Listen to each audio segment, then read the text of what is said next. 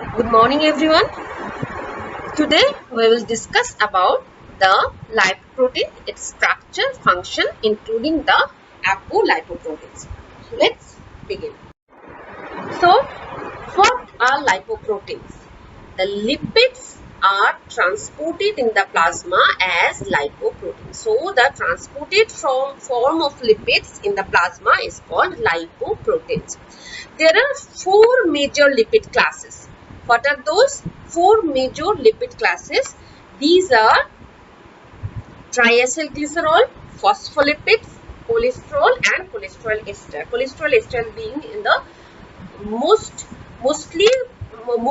of the forms are present in the cholesterol ester form, followed by phospholipids, then triacylglycerol and then cholesterol. And very less portion, as minimum as 4%, are present as unesterified long chain fatty acids or called free fatty acids. Though these are present in very small fraction, but these free fatty acids are metabolically most active of all plasma lipids. That means the plasma lipids, the cholesterol ester followed by phospholipids, then triacylglycerol, then cholesterol and then free fatty acids according to their amount present in the plasma, but free fatty acid is metabolically most active among all. Okay. Now, just like there are four major lipid class, there are four major groups of plasma lipoprotein have been identified also. Okay. So, four major groups of plasma lipoprotein. What are those? These are chylomicron, then very low density lipoprotein or VLDL, very low density lipoprotein, then low density lipoprotein or LDL, then high density lipoprotein or HDL. There are several in between forms are there, like between VLDL and LDL there is intermediate density lipoprotein or IDL.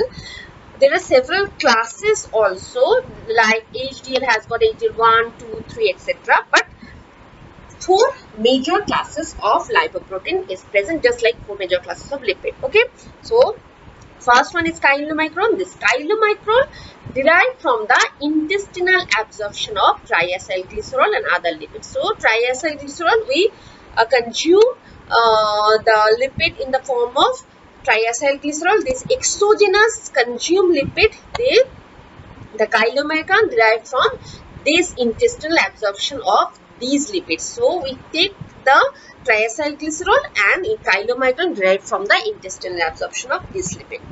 Now the VLDL derived from the liver for the export of triacylglycerol. So chylomicron derived from the absorption of triacylglycerol and other lipid, and very low density lipoprotein derived from the liver for the export of triacylglycerol. Now, low density lipoprotein, it is the final stage of catabolism of VLDL. VLDL, intermediate density lipoprotein, then LDL. So, LDL represent the final stage of catabolism of VLDL, and then comes the high density lipoprotein that involves in the reverse cholesterol transport and also in VLDL and chylomicron metabolism.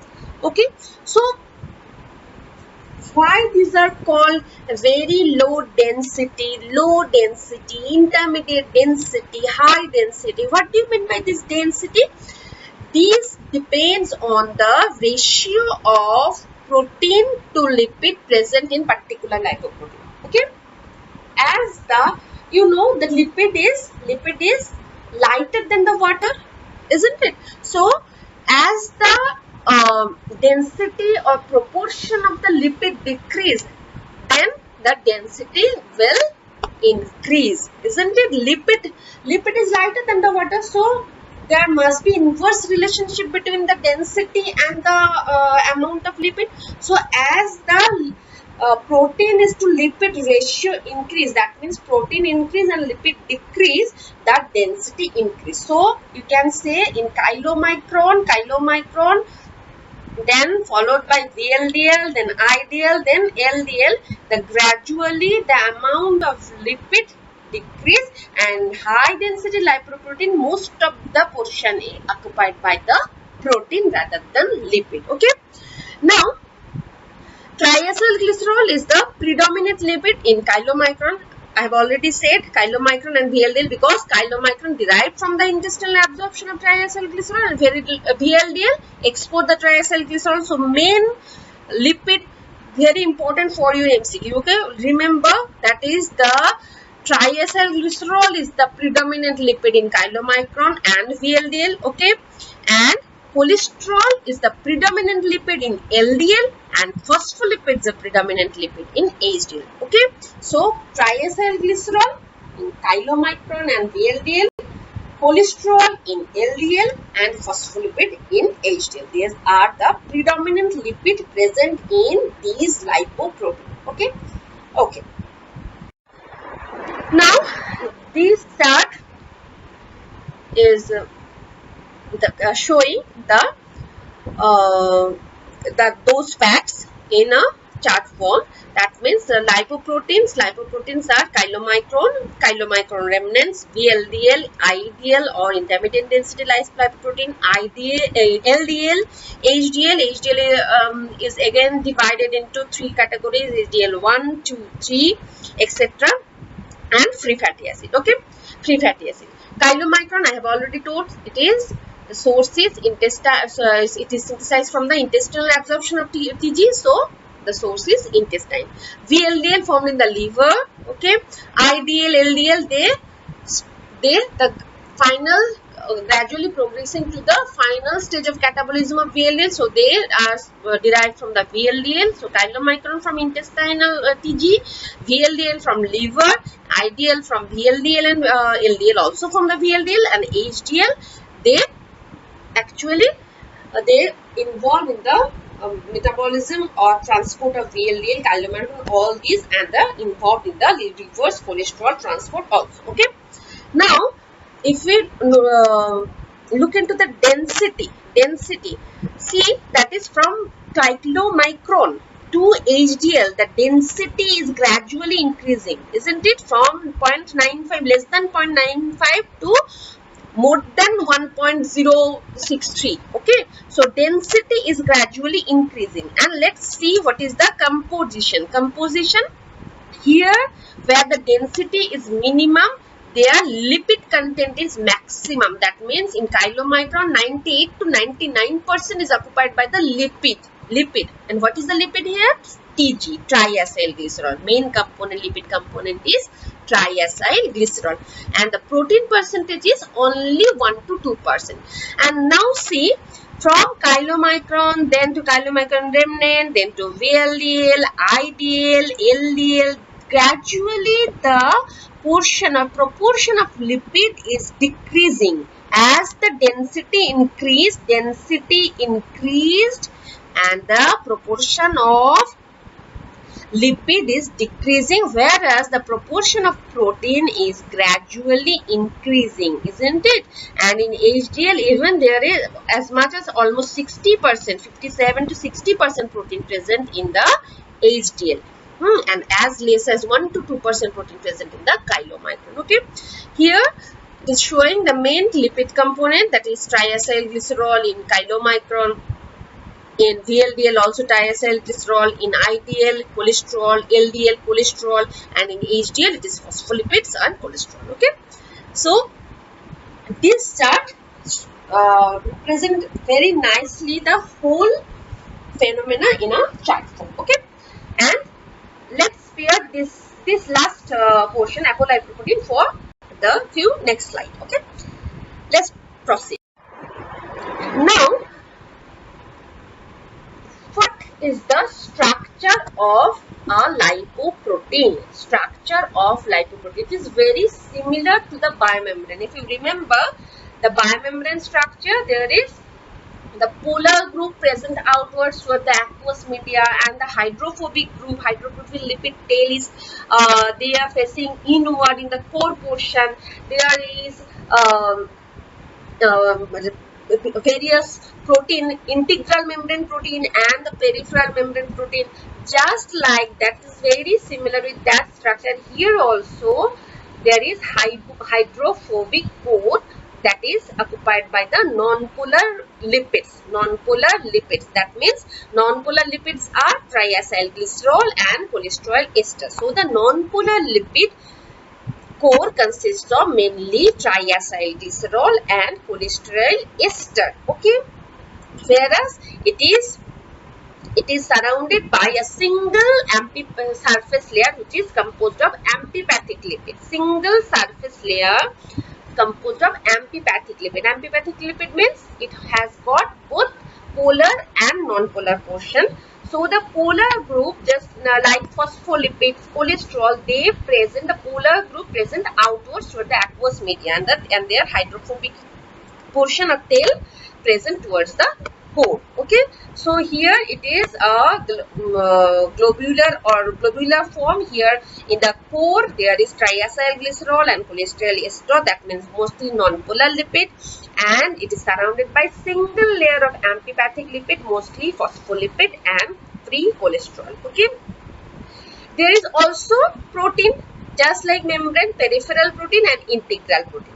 Okay, peripheral protein, they can be easily separated or they can be easily transferred from one lipoprotein to another lipoprotein. Just that example is ApoC. This peripheral protein is easily transferable from one lipoprotein to another lipoprotein. And this integral protein, these are the part of that particular lipoprotein because they cannot be transferred from one to another because they are attached or integrated with that particular protein. Okay, an example of integral apolipoprotein is ApoB. Okay, so the protein moiety of a lipoprotein is known as apolipoprotein or apoprotein in short. You have already seen that in HDL it is almost 60%, 60 to 70%, and chylomicron it is as less as 1%. Okay, so there are lipid portion, there are protein portion. The amount varies according to the lipoprotein. The protein may be peripheral and protein may be integral. Okay, now distribution of apolipoproteins characterize the lipoprotein. So how the apolipoprotein pronounced? Apolipoprotein depict as apo followed by A, B, C, etc. Okay, first we write apo, then followed by letter A, B, C, etc. Okay, we have already discussed that all the lipoprotein associated with one or more apolipoprotein may be surface or peripheral, that can be easily removed and transferred from one to another lipoprotein, and another one is integral, that cannot be removed easily. The example we have already given now, that is peripheral example is C, E, etc., and integral B, A, etc. Okay, so now we will see what are the apoprotein or apolipoprotein associated with a particular lipoprotein. First, major apolipoprotein of HDL, that means high density lipoprotein, is alpha lipoprotein. Alpha lipoprotein, it's also called the HDL is also called the alpha lipoprotein. So the apo associated with HDL is called ApoA. Alpha A. Okay, so HDL is also called alpha lipoprotein. Also remember that HDL is called alpha lipoprotein and LDL group is called beta lipoprotein, beta, pre-beta, etc. So as it is called alpha lipoprotein, so apoprotein integrated or associated with the HDL is called ApoA. ApoA.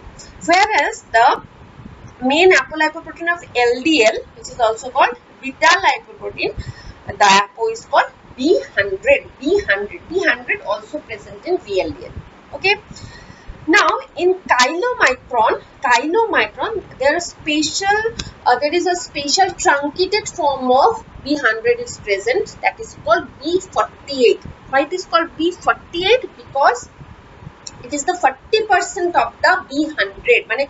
If we consider B100 as the 100%, then it is 48% of that B100. So it is called B48. Now B100 is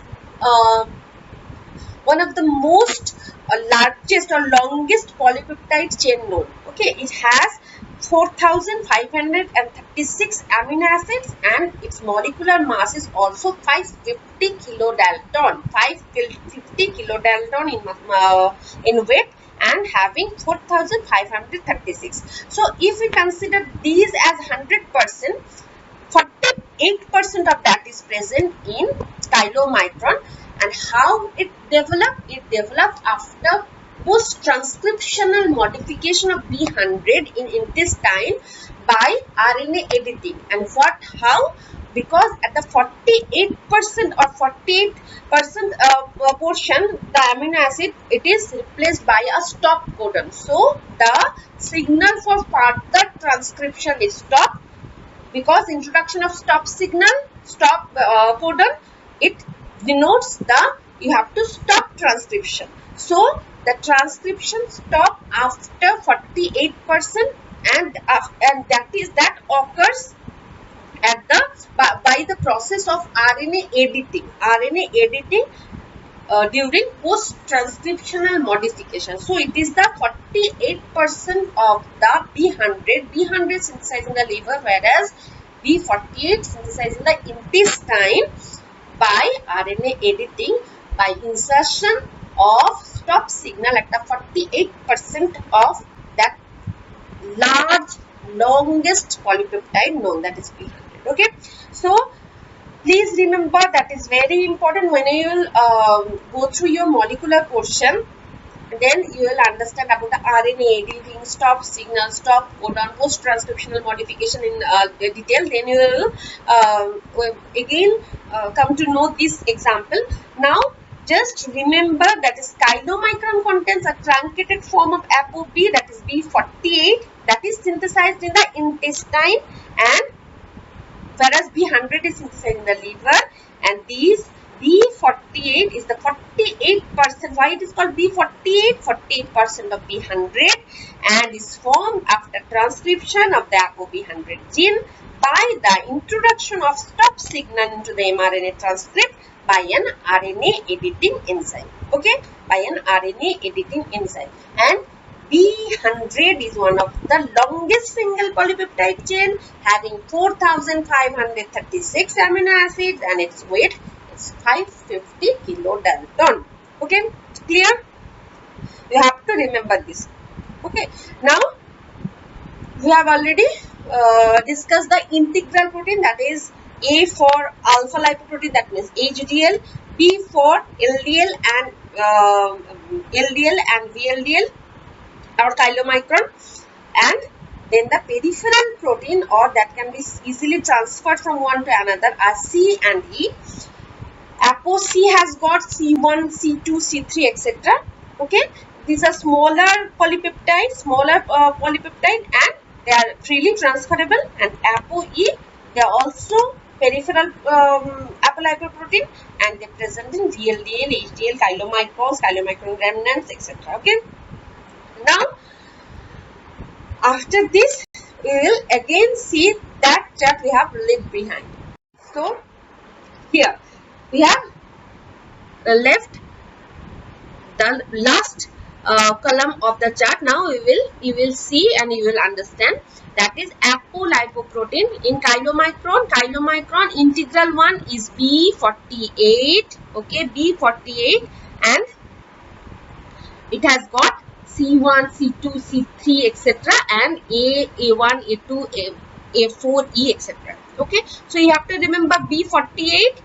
Other than this, C, E, A can be present. In chylomicron remnant also B48 and E can be present. In VLDL, LDL, IDL, B100 is the integral one. VLDL, IDL, LDL, B100 is the integral one, and the peripheral or superficial surface apolipoproteins is C in case of VLDL and E in case of IDL. Okay. Now in HDL, that has to be, the integral one has to be A, isn't it? A, A1, A2, A4, etc. And the peripheral one is C, C1, C2, C3, D, etc. Okay. So don't get confused. In chylomicron also there is A to A4 present. When you just in the next class you will learn about the lipid transport, then you will understand how this apolipoprotein is also transferred from one to another. Okay, but remember A is integral to the HDL mainly, whereas B is mainly present in the VLDL, IDL, LDL, and chylomicron has got almost everything, and the speciality is being the presence of B48, which is the 48% of this B100. Okay, clear? So now let's see the chart again. Okay, concentrate on the chart. Here, these are the classification or categories of lipoprotein. Here, the main sources.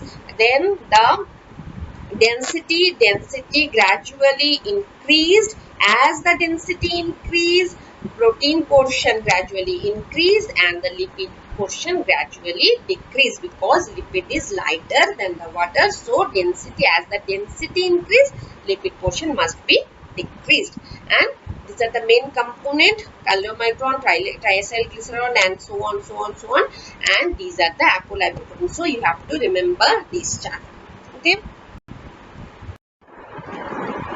Now, what is the function of apolipoprotein?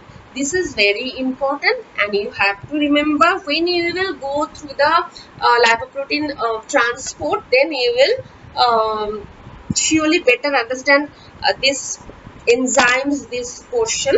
Now just be accustomed with the terminology and the portion. In the next class you will understand it better. Okay, so apolipoproteins carry out several roles. For example, ApoB, they can form part of structure of lipoprotein. ApoB for what? Like LDL, IDL, VLDL, ApoB100, chylomicron, ApoB48. Okay, they can be used as, or they can play role as enzyme cofactors. Okay, C2 acts as cofactor for lipoprotein lipase. A1 can act as cofactor for lecithin cholesterol acyl transferase, or in short it is called LCAT, lecithin cholesterol acyl transferase, LCAT. Okay, so you have to remember this, because this is there is no specific rule to remember this, but this is very important for MCQ. Okay, so you have to remember even till the your MD exam. Okay, so the apolipoprotein can act as cofactor of enzyme like C2 for lipoprotein lipase and A1 for lecithin cholesterol acyl transferase. They act as enzyme inhibitors just like APO2 and ApoC3 for lipoprotein lipase, ApoA2 and ApoC3 for lipoprotein lipase, and ApoC1 for cholesterol ester transfer protein, or CETP, cholesterol ester transfer protein. Okay, so which one is the cofactor or activator of lipoprotein lipase? C2, whereas C3, don't get confused, C3 acts as enzyme inhibitor of lipoprotein lipase. Okay, and C1 is the inhibitor of cholesterol ester transport protein bus, or CETP. They act as ligands for interaction with lipoprotein receptor in the tissue. For example, ApoB100 and ApoE acts as ligand for LDL receptor. Okay, ligands means the substance that binds with the receptor, that is called ligands. Okay, so ligands mean the substance or substrate that binds with the particular receptor. Here, for internalization of the lipoprotein molecule, or for any transport or any signal, these ApoB100, ApoE acts as receptor for the LDL ligand for the LDL receptor. ApoE also acts as ligand for the LDL receptor related protein 1, or LRP1, LDL receptor protein 1, which has been identified as the remnant receptor and ApoA1 for the HDL receptor. Okay. So B100 for the LDL receptor, ApoE also for the LDL receptor, ApoE again for the LDL receptor related protein 1 and ApoA1 for the HDL receptor. Okay. So the function of ApoA4 and ApoD is not clearly identified. Although it has been, it is thought, and it is now in the experimental procedure, they think that or believe that ApoD is important factor for human neurodegenerative disorder, important factor to be associated with human neurodegenerative disorder. So there is plenty of function, important function carried out by the apolipoproteins, like other than their being the structural component of the lipoprotein, they can act as enzyme cofactor, as inhibitor of enzyme, as ligand for the receptor, and they may be associated with other disorder like neurodegenerative disorder. Okay, so that's all for the lipoprotein and apolipoprotein, their structure and function. This is very small class. Hopefully you have understood and you will go through the chapter and understand the top portion that you have to be understand, and remember those portions that you have to be remember also. Okay.